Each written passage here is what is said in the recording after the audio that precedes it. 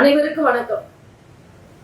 உலக பெண்கள் தின வாழ்த்துக்களை நான் தெரிவித்துக் கொள்கிறேன்.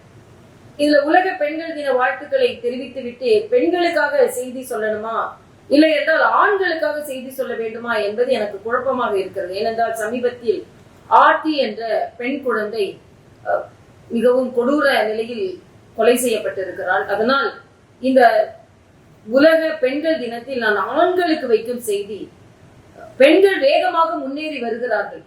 தடைகளை உடைத்து தகர்த்து முன்னேறி வருகிறார்கள். அவர்களுக்கு தடையாக இருக்காதீர்கள், அவர்களை முன்னேற விடுங்கள்.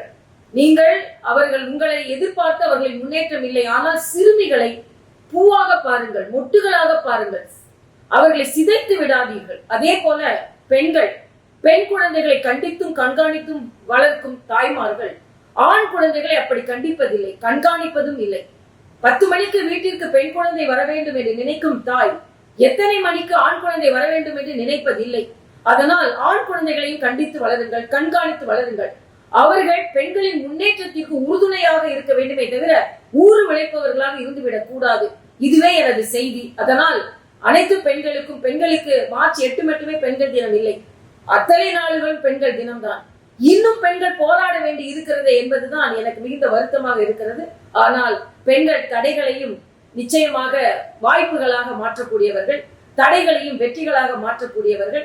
அதனால் அத்தனை தடைகளையும் உடைத்து எரிந்து வெற்றியாளர்களாக வலம் வருவோம். அனைத்து பெண்களுக்கும், அனைத்து மகளிருக்கும் எனது பெண்கள் தின வாழ்த்துக்களை நான் தெரிவித்துக் கொள்கிறேன். நன்றி, வணக்கம்.